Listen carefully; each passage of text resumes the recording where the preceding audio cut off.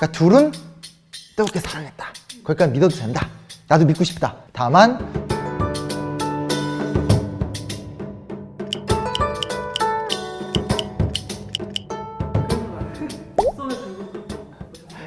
저희 와이프께서 열혈 애청자죠. 그래서 이걸 다뤄라, 보충을 해라, 오더를 내려서 강제 뭐 시청? 어떠셨어요? 예전에 2000년대 후반 공전의 히트를 쳤었던 드라마 이산, 주제가 같잖아요. 정조와 의빈성 씨의 사랑이 그때도 나왔고 이번에도 나온 거잖아요. 학문적 관점에서, 역사학적 관점에서 본다면 사료가 남아있느냐, 그리고 남아있는 사료를 합리적으로 해석을 했느냐, 이걸 다 통과를 해서 이야기를 할 수밖에 없어요.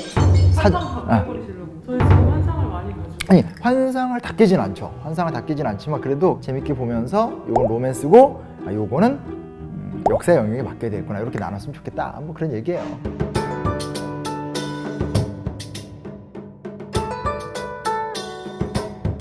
화순옹주, 화농주, 사도세자를 대하는 행동을 보면 너무 좋아하는 딸들한테는 곶감 먹고 가, 오늘 뭐 하고 가, 이러다가 사도세자 만나면 아이 조금만 갖고 와, 탁 씻어버리고.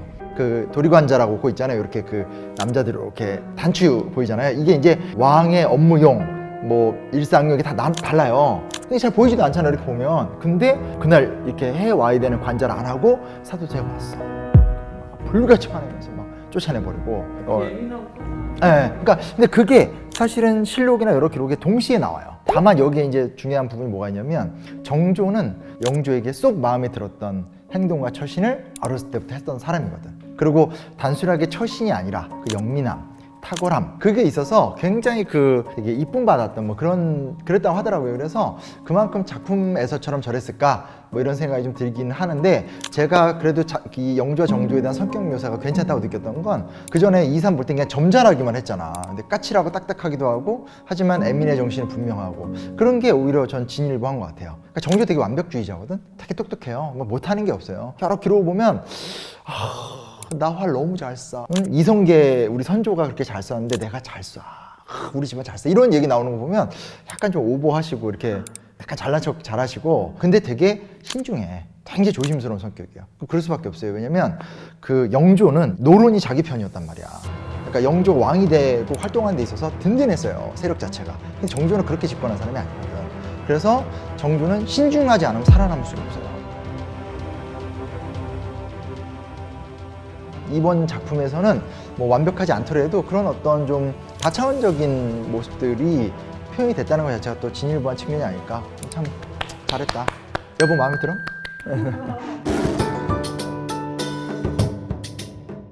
호랑이가 나타나는데 진돌도 진조가. 사실 이제 조선시대 때 호랑이 문제가 심각했던 건 사실이고, 호랑이를 쏴서 잡아 죽였다라는 기록은 이성계의 일화 속에서 가끔 나와요. 워낙 이성계가 활로 유명했었고 굉장히 격전을 벌이면서 뭐 간신히 이겼다 이런 식으로 기록이 있는 정도가 되는 거고, 그 기록이 이제 아무래도 태조의 기록이니까 믿기 힘들게 이렇게 미화가 좀 더 되는 경우가 굉장히 많은데, 이미 숙종 때 정도가 됐었을 땐 호랑이가 씨가 말라 버리기 때문에, 그러니까 착고갑사 정책을 통해서 조선 전기 때 대대적인 호랑이 척결 정책, 맹수 척결, 농업을 발전시키기 위해서 이런 정책들이 진행이 됐기 때문에 실질적으로는 조선 후기 때는 호랑이가 잘 등장하진 않죠. 근데 이게 재밌게 이은 거예요. 조선 후기가 됐다고 해서 호랑이가 사라진 건 아니고, 호랑이 사냥 같은 것들이 아예 없는 건 아니니까, 그 과정에다 이제 정조의 활 쏘기가, 본인이 활 쏘기를 잘했다라는 게 유명했기 때문에 그 얘기를 붙였다고 보면 좋죠.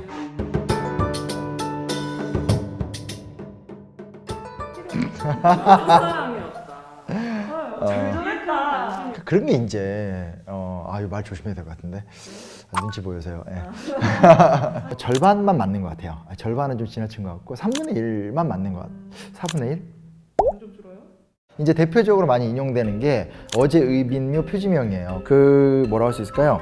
자기의 아내를, 그것도 중전도 아니고 후궁에 대한 죽음에 대해서 장문의 기록을 남겼고, 그 기록을 필사한 사람이 당대 아주 유명한 그 명필가였었고, 한 번 남긴 것도 아니고 수차례 남겼다. 이걸 보면 굉장히 이 여성에 대한 애틋한 마음을 갖고 있지 않았겠냐. 이 작품의 모티브가 되는 그가 그녀를 정말 사랑했을까, 정말 좋아했을까, 이 말은 뭐 오케이, 이건 뭐 틀렸다고 할 수는 없어요. 근데 제가 왜 약간 뜨뜻미지근했냐, 2번이나 거절했다 이 이야기가 나오잖아요. 그게 조금 정치적인 측면이 있다는 거예요. 영조 통치의 가장 심각했던 문제가 뭐냐면 탕평 정책을 펼치면서 탕평파를 육성해요. 그러니까 탕평이라는 우리 모두가 소통해서 대화하면서 하나가 되자라는 게 또 하나의 도그마가 되면서 그거를 이루어낸다고 하면서 실제로 영조 곁에 붙어서 권신이 되어가는 무리들이 생기는 거예요. 그게 이제 노론의 일파인 홍씨 집안이에요. 이 사람들은 대부분 다 사도세자랑 사이가 안 좋았었거든. 그리고 사도세자가 적어도 죽을 적에 그것에 대해서 책임이 있거나 아니면 방기했었던 사람이에요. 이 사람들이 정조가 왕이 되는 걸 원했겠어요? 전혀 원하지 않았죠. 지금 내 아버지는 역적으로 죽었죠. 그리고 할아버지는 너무나 노쇠했죠. 그리고 홍인왕 같은 사람들, 정우경 같은 사람들 어떻게 해서라도 정조한테 왕위 안 주려고 하고 있죠. 그런데 내가 이 여자를 사랑은 해. 근데 지금 내가 살아남으려면 어떤 방식을 펴야 되는 거예요. 결국 홍국영밖에 없거든 그때. 그런 정치력과 그런 가문을 갖고 있는 사람. 방송을 보니까 어렸을 때부터 이렇게 만났다고 얘기하는데 공적인 기록을 보면 그 25살의 나이에 과거에 합격을 해서 영조가 보기에 되게 똑똑한 젊은 인재가 왔으니 세 손에게 붙여주면 되겠다 했고 뭔진 모르지만 둘이 잘 맞은 거죠. 그리고 나서 정조가 집권하자마자 승지로 올라가 버리니까 같은 노론 내에서 명문 노론들 김종수라든지 나중에 나오지만 심한지라든지 이런 어떤 전통적인 노론 입장에서 보기엔 저것들은 완전히 왕옆에 붙어서 지들끼리 해먹고 이 우리 어떤 이 제대로 된 정치 질서를 물러나게 만든 애들이다 이렇게 생각을 하거든. 노론 내에서 갈등이 일어났으니까 정조가 집권하면서 제일 좋았던 방법이 뭐예요? 노론의 힘으로 노론을 죽인다는 거지. 홍국영의 힘으로 홍보왕과 홍인환을 처리한다는 거예요. 나는 당당하게 노론과 함께 저 탕평파들을 제거하면서 집권했다. 짜잔! 근데 그러면서 홍국영 입장에서 홍국영 바보야? 이제 홍국영이 계속 잘 되려면 어떻게 되겠어요? 최고는 혼인관계야. 홍국영이 자기의 누이 동생을 결혼을 시킨단 말이에요. 네. 아, 후궁으로 떴다고. 근데 얘가 1년 만에 죽어요. 그리고 홍국영도 정조 집권 3, 4년 차에 실각을 한다고요. 이런 복잡한 가정사까지 있었어요 이때. 로맨스가 있을 정도니까. 그러니까 로맨스는 있겠지만 그게 어떤 막 15년간 뭐 이렇게 여기서 정조가 풀어가야 될 길이 많은 거죠. 근데 여기서 또 마지막 부분이 뭐가 문제였냐면 자 봐요. 그럼에도 불구하고 의빈성 씨는 후궁이 아니었어요. 그러다 갑자기 후궁이 되거든요. 왜 후궁이 되냐면 의빈성 씨가 애를 낳고 3개월 만에 문효세자가 그 세자로 책봉이 되면서 갑자기 직위가 올라가요. 이걸 왜 그랬냐? 아까 제가 말씀드렸듯이 할아버지 세력 다 밀어내고 사도세자 아들이라고 천명하고 그걸 밀어줬던 또 홍국영을 밀어내고 이래버리니까 사실 이게 되게 혼란하잖아요. 그러니까 노론들 입장에서 지금 도대체 이 정조 뭐 하는 거야? 결국은 이런 거였어? 약간 이런 상황이 됐는데 아 지금 애가 나왔네. 이 아이를 원자로 책봉하고 이 아이를 낳은 여성을 높이 세운 다음에 국정을 안정시키면 된다. 이런 게 나오는 거예요. 굉장히 정치적인 여러 가지 고려들을 하면서 선택했다라는 것. 그러니까 정말 정조가 로맨스가 넘치는 사람이라면 이걸 다 계산하고도 한 거죠. 띠! 완벽한 역사, 뭐 굳이 역사 왜곡이나 역사 오류죠. 완벽한 오류예요. 예전에 무슨 사극이 있었어요. 구혜선 씨 나왔던 너무 옛날 사극이긴 한데 정광열 씨가 4시에 수장으로 나와가지고 막 4시들이 막 그때도 사실은 환관에 대한 관심이 많이 있었어요. 근데 똑같이 이번에는 궁녀 갖고 굉장히 관심이 많았는데 자 우리나라는 왕권이 강한 나라가 아니에요. 오잉? 이런 생각이 들죠. 어디랑 비교해서? 중국과 비교해서. 물론 중국도 보면 한나라 때 옛날에는 이 신하와 왕이 이렇게 앉아서 대화를 했었대요. 그러나 명청대 때가 되면 신하는 저 멀리서 누워서 황제와 저 신하들 사이를 중개해주는 누가 필요해요? 환관이 존재하죠. 환관이. 그러니까 환관의 힘이 세지는 경우가 많아요. 근데 우리 역사는 그런 경우가 사실상 찾아볼 수가 없어요. 우리나라 국정은 왕 혼자 하는 게 아니에요. 왕과 신하들이 토론하고 수기하면서 국정을 운영해요. 왕의 모든 일상에 거의 신하들과 함께 하기 때문에 거기에 궁녀나 환관이 끼어들 여지가 있다 없다? 없다. 그러면 성적 위계가 분명한 사회에서 환관도 정치 세력화를 한 적이 없는데 궁녀가 정치 세력화를 할 수 있다? 이건 불가능한 이야기예요. 제조상궁 이런 사람들이 최대로 올라갈 수 있는 게 정오품 뭐 이렇게 되잖아요. 그것도 이제 당 상관 정도 딱 올라가 줘야지 그걸 양반으로 딱 쳐주고 명문의 최고의 고위관리로 쳐주는 거지 그 이하는 쳐주질 않아요. 그러니까 어떤 포인트별로 뭔가를 할 수는 있지만 결정적인 영향을 미치지 못한다는 거죠. 이런 사극 드라마가 나오는 거에 대해서 어떻게 생각하세요? 재밌는데요? 네. 아 그래요? 이게 좀 중요한 선례일 수 있다고 생각하는 게 사실 냉정히 말했었을 때 의빈성 씨 이야기는 실록의 기록도 거의 없고 이 사람과 관련된 연구도 존재하지 않아요. 그럼에도 불구하고 의빈성 씨에 대한 관심이 높아지게 된 배경은 2000년대 초반에 대한민국의 개혁을 바랬던 많은 사람들이 정조의 개혁 정치를 배우자라는 것을 드라마가 안으면서 근데 개혁 이야기만 하면 재미가 없잖아. 정조도 사생활이 있었을 거 아니야. 살펴보니까 몇 줄이지만 굉장히 근거 있는 구절로서 정조가 특별히 의빈성 씨를 사랑했구나를 발견했고 그 이야기가 이산 한 번으로 끝난 게 아니라 지금 10년 만에 또 다른 형태로 이야기가 재현되면서 한국의 문화 콘텐츠 하나가 또 늘어난 거거든요. 그러니까 앞으로도 그런 새로운 관심사로 계속 사료를 뒤지고 자료를 찾다 보면 더 많은 이야기들을 풍성하게 만들 수 있죠. 다만 이제 왜곡이 아니라 오류 과정 속에서 사실과 판타지를 구분하는 정도만 가지면 되지 않을까 정도로 합의를 우리가 볼 수 있지 않을까? 처음에 들었던 저희 영상이 반응이 좋았잖아요. 저희 영상에도 많이 찾아와 주셨어요. 그러니까 독자를 불문하고 영어 댓글 이제 이준호의 발목을 부여잡고 내가 글로벌 스타로 나가는가? 뭐 이런 생각을 하기도 하고 Thank you for you. 드라마 끝났어요. 그거 한 100부자로 늘려주시면 안 돼요? 왜 이렇게 빨리 끝나? 근데 아직 사람들이 지금 난리가 났어요. 그래서요? 또 계속 하고 있거든요. 그래서 어떻게 하라고? 그 영상을 보고 질문들을 많이 달아주셔가지고 네.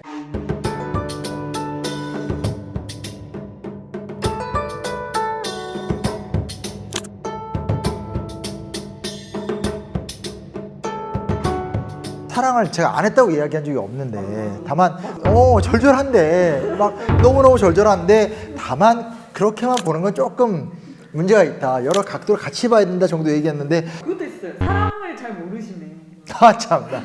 그건 정말 굉장히 불쾌한 발언이고 저번에 방송을 찍으면서 너무 내가 그들의 사랑에 대해서 디테일이 부족했나 해서 꼼꼼하게 다시 한번 이제 여러 기록들을 보면서 살펴봤는데 둘의 어떤 과거를 회상하면서 함께 수학 문제를 풀었다 이런 이야기가 나와요. 같이 수학 문제를 풀면서 놀고 담소 나누고 이야기 나누고 그런 지적인 취미를 함께 즐겼다 이런 구절이 아주 예외적으로 나와요. 추론컨대 의빈성 씨는 신분이 좀 낮음에도 불구하고 굉장히 총명했고 그러한 총명한 미에 대해서 굉장히 정조가 반했던 것 같고 그러니까 그들만의 소소한 지적인 즐거움 속에서 사랑을 키워갔다 이것만큼 좀 분명한 것 같아요.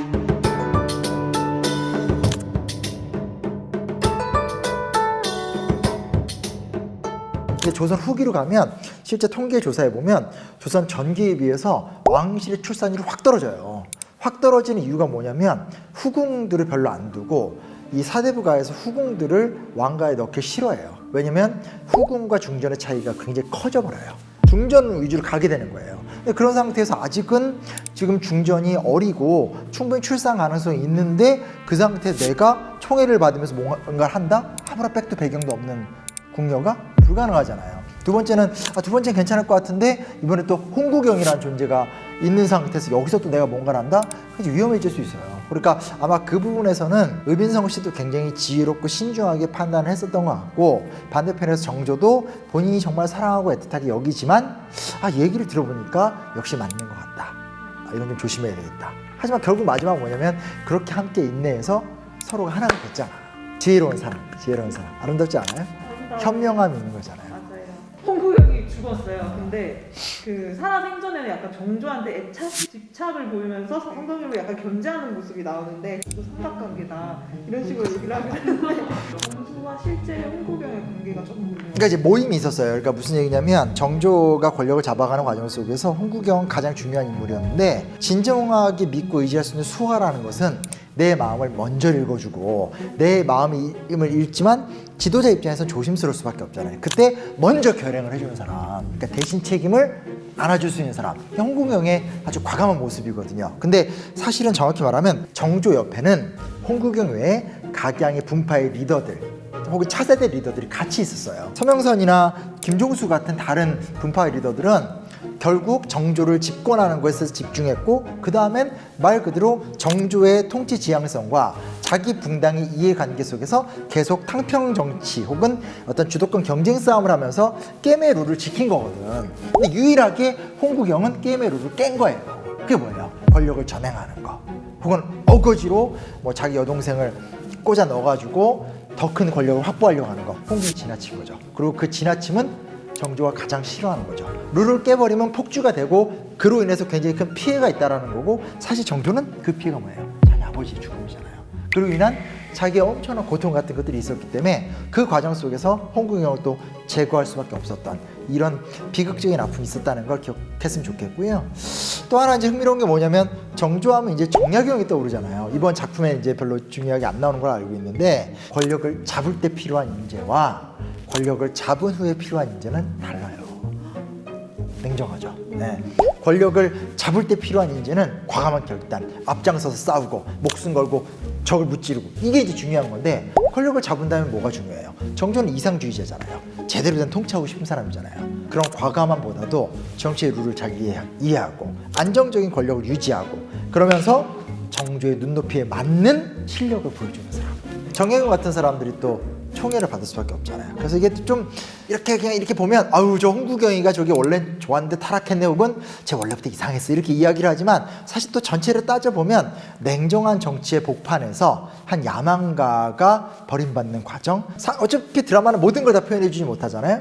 근데 또 여러 가지 감성이 이렇게 막 돌더라고요.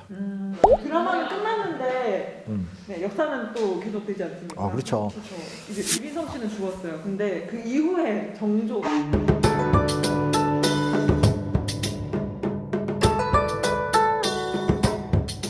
너무 이야기가 많으니까 다 할 수는 없지만 몇 가지만 딱 간단하게만 말씀을 드리게 되면, 수원 화성 사업이에요.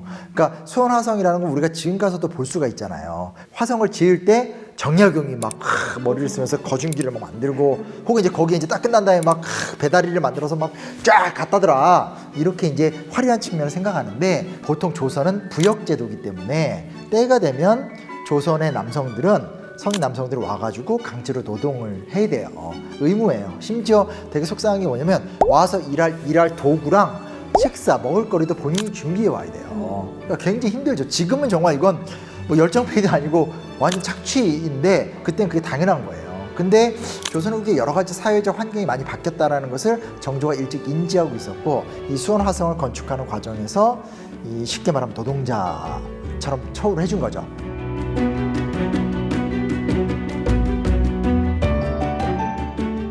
조선의 왕이 그런 사고를 한다는 게 얼마나 대단해요.